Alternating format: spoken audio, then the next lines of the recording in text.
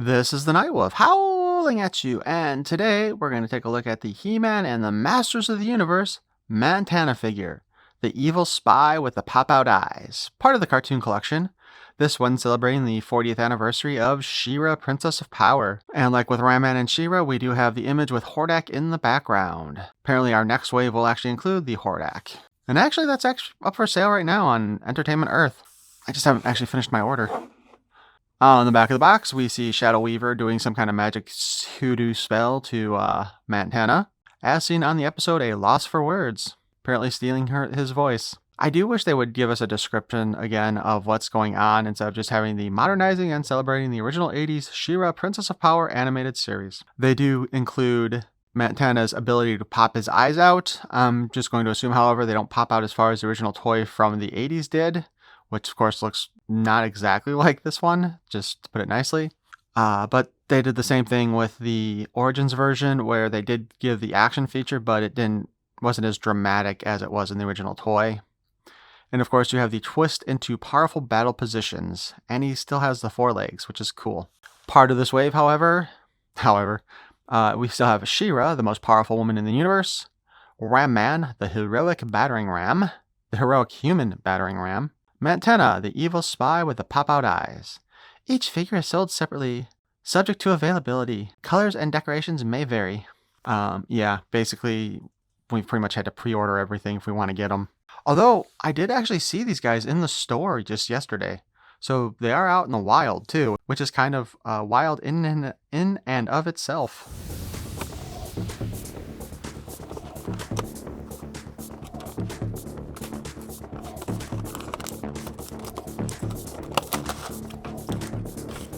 That, I think, is the cleanest cut I have done on one of this wave so far. There's only 3, so it doesn't really matter, though. Not a lot. They put the little nubby things in there. They're the plastic things to hold his feet captive. All 4.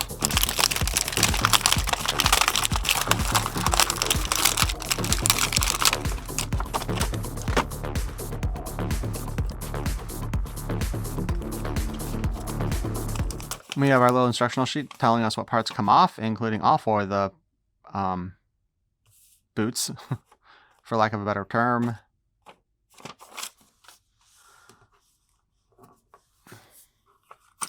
We have the mini comic, The Horde Invasion, starring She-Ra, Princess of Power.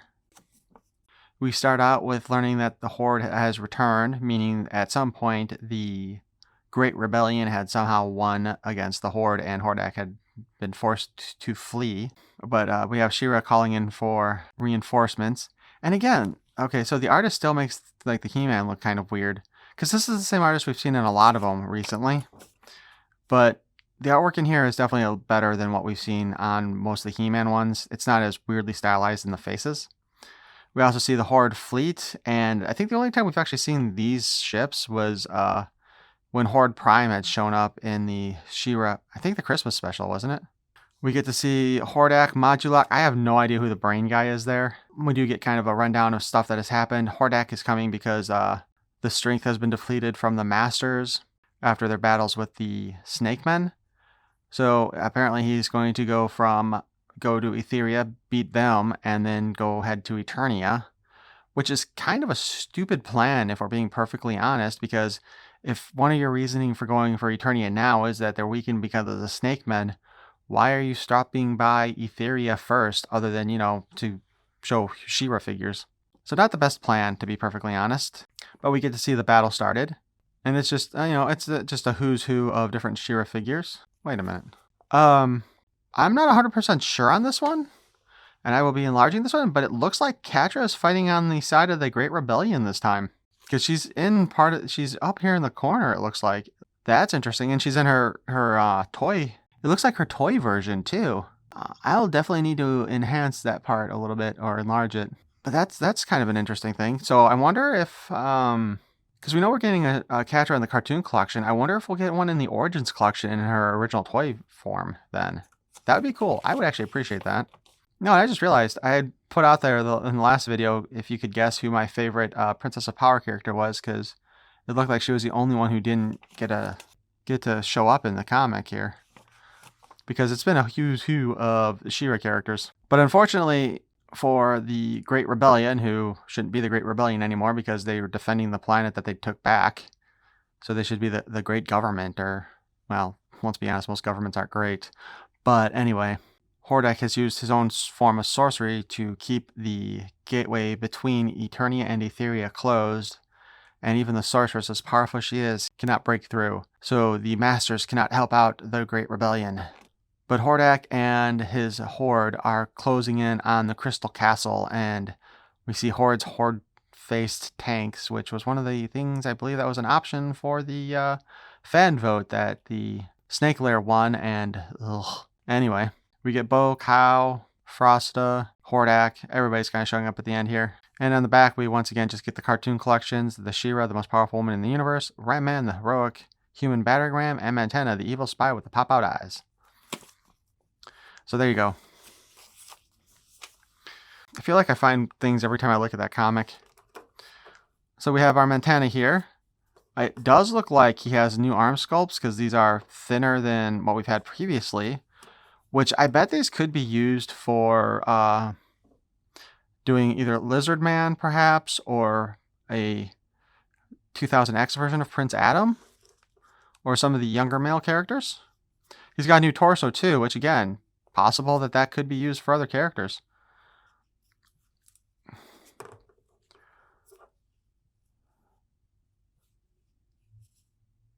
Just trying to see if there's anything else here that could possibly be used.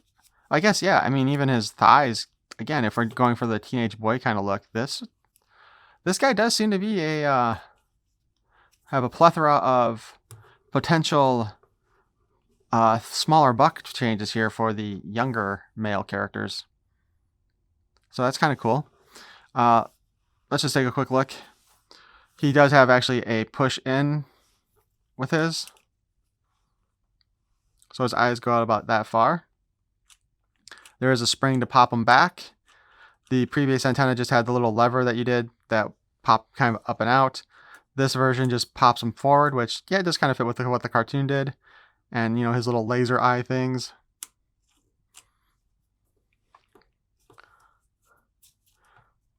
This black part is separate, but it is glued onto him. A little bit more detailed on the head here, though. The head, the mouth here is a rather interesting sculpt, if we're being honest. And it is, I mean, his teeth do pop out there. They're not like part of the mouth itself. Well, I mean, they are part of the mouth itself, but you know what I mean. There is a empty space behind them. They're not just painted on the like a solid mouth. So that's cool.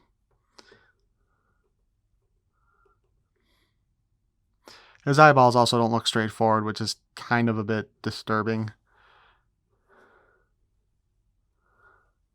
Overall, I mean, I think it's pretty good. Mantenna's got a much more plainer face in the cartoon after all.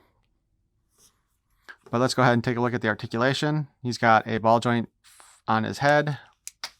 Ow! His ears are very sharp. Does look like it should be...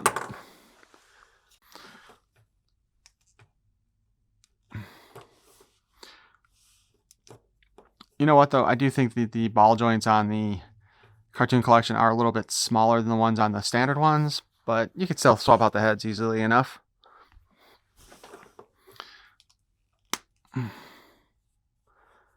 He's got, you know, the wide range of motion because he's got a skinnier neck. And it's a lot taller than what we see on with most of the figures. But the way they've got the ball joint crafted, it doesn't get as much of a range as you would think it should.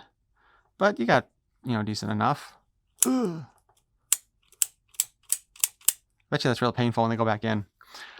Arms, we can raise them up on a hinge and down on the hinge. And it gets really close to his body. I don't think we usually get that close to the body with the arms on our figures. They're usually pumped out a little bit. For the spin, however, obviously that bit of harness is going to get in the way. So you can't quite get a 360. Oh, wow. Well, you can get his arm to raise up. I can't get it all the way over without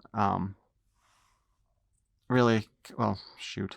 Without forcing that up.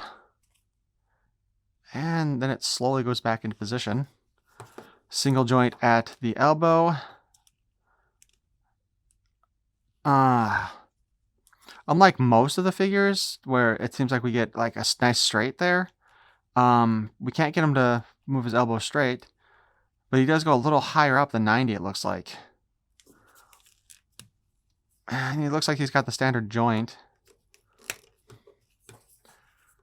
We have the spin at the wrist and the in and out articulation. And if you'd like to note, he does have 3 fingers. Okay, 2 fingers on a thumb. We have a 360 at the waist. Okay, so he's not using the standard diaper, but it does look like it's about the standard size, to be honest. This is going to be kind of interesting. All right. First off, we can spread all 4 of the legs like so. The front legs go forward that far.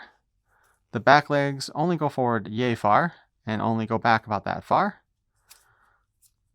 But I guess you can kind of move them outward like so. Because most of the time when we see Mantenna kind of walking around, he's got his legs spread kind of funny. At least that's how I always picture him. We have a boot cut, and it looks like he's using I want to say it looks like he's using Skeletor's boots. Although again, the thigh and the upper calf both look smaller than the average figure, or average male figure, and is designed, and is a male thigh, so it is the thinner one. The back ones have the little fringe on them, so they're a separate piece, so it's not just using 4 of the same ones. But the knee does bend on all of them the same. And of course, we can spin them a little bit on the peg. And we have a boot cut at the back and a boot cut at the front. And I'm not going to lie, I always kind of wondered why he only wore 2 boots.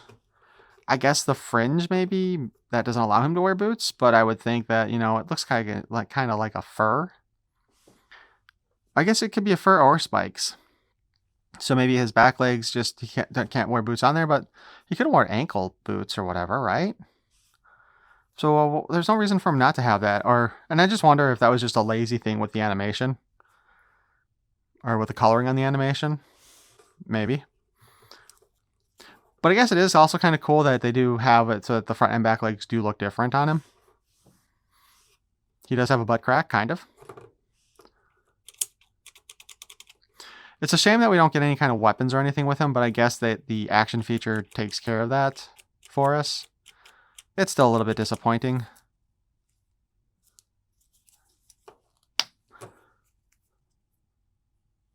Okay, I was trying to find... There's a seam here in the middle. Looks like the seam kind of goes up, around, and around there. It's pretty well hidden, actually, because I was wondering how they got this stuff in the eyes in there.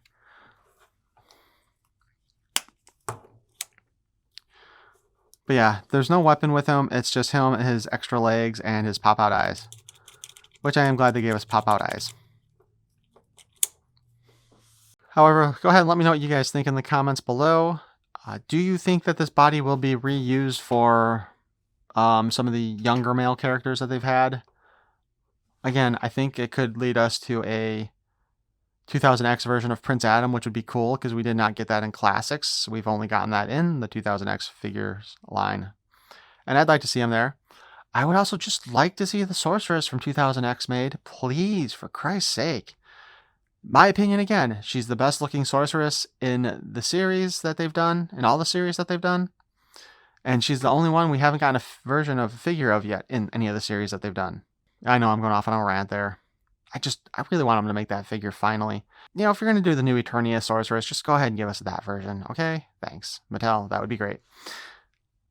And thanks for watching. Peace and love.